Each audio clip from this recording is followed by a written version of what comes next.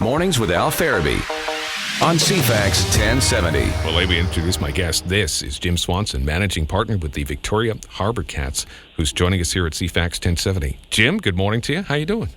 Good morning to you, Al. Boy, I'm looking at the weather forecast. It looks almost ideal for baseball today, doesn't it? Oh, let's go.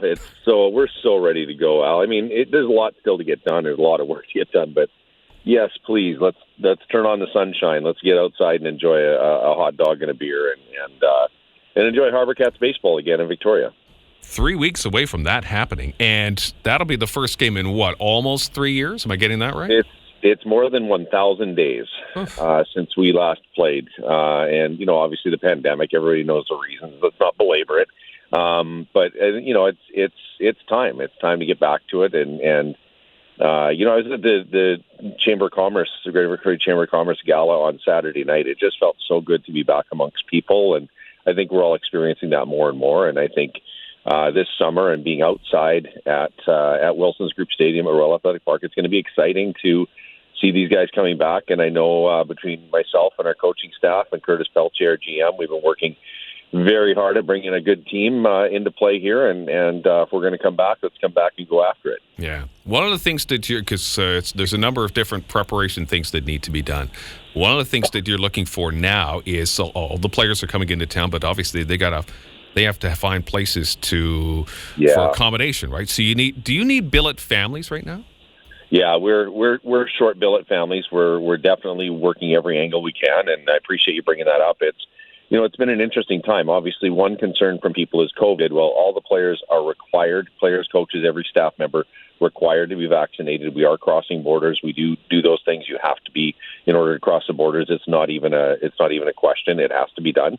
That's just the rules. They're above my head, and we have to follow them. And then, one of the other challenges I think we've seen, Al, is not just that people kind of found maybe another sideline or two during the pandemic and maybe got a cottage somewhere or gone camping or whatever, but a lot of people now working at home have turned that second room, that extra room, into a home office. Right. And we're finding that with a few people. So if there's anybody out there who would welcome the experience of a great young man coming in, college athlete, these guys are on scholarships, almost all of them at D1 collegiate scholarship situations. They're tremendously polite and engaging young men. They're really tremendous humans, and we're so proud to work with them. And there's some money involved, obviously, for food and things like that. There's season tickets for everybody in the home and other perks that come with it. And it's just a tremendous experience. And we've had a really strong return group of host families for many, many years, and now a couple of them through that home office situation or maybe being away for the summer have not able to do it this summer. But we definitely do need host families, and you can contact our office, please, and we'd be glad to get you in touch with Cindy. Hostfamily@harborcats.com is the email for that as well.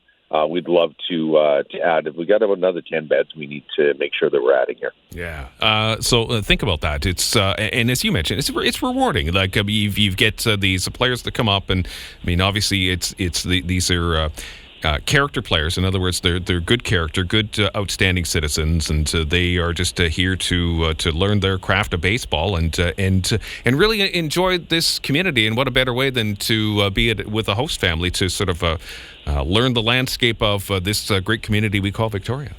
Yeah, what a chance to be a tour guide and basically, a member of the Greater Victoria Tourism Destination Victoria, and do that almost, right? It's like an ambassador for the city. And one thing, Al, in the 7 years that I've been involved with on-field guys and that, there might be 3 or 4 guys the entire time I haven't kind of liked. I mean, everybody's just been engaging. And you think of what it takes to become a Division I collegiate NCAA scholarship athlete.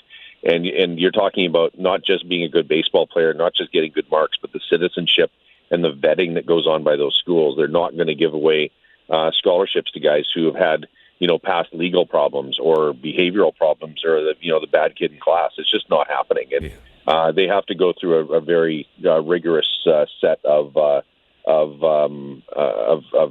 tests in order to just get that scholarship. Think about that for our audience too. And again, they contact your office, and then you gave an email. What was it again? It's hostfamily@harborcats.com. Got it. And Cindy and Natalie and Colleen are three that are helping to lead that. Cindy in particular are really excited to talk to further people. We added a few more beds this weekend, and it's exciting. We also need some. If anybody happens to be listening from Nanaimo, we're also short there as well with the brand new team in Nanaimo. So contact us through the website there, and we're getting closer in both cities. But as you mentioned, we're 3 weeks away to home opener or the very first game for the Nanaimo Night Owls playing in Portland.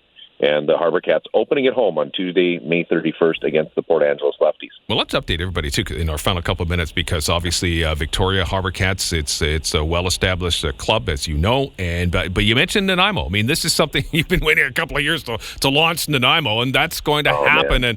And just give me the gauge of excitement in Nanaimo for West Coast League Baseball there. I think Nanaimo wants to prove itself to be better as a baseball city than Victoria. The challenge is kind of the gauntlet's been dropped here a little bit, and Nanaimo's excited. Nanaimo is really fired up. They've never seen a game. They've never had a team before, but people are really buying in, and it's a lot of fun to get that interest. Season tickets, single game tickets, host families, corporate partners, all the key parts. We're excited about our beer relationship up there, for example, and all the major corporates we're working with, from Island Savings to Save on Foods to Mid-Island. It's just great. It's been awesome. And the ballpark, if you've never been to Soroxman Stadium, it just oozes baseball. It's an old school feel to it, and a lot of retrofit going on with it with the city. They've done an amazing job there. The city of Nanaimo has been unbelievable.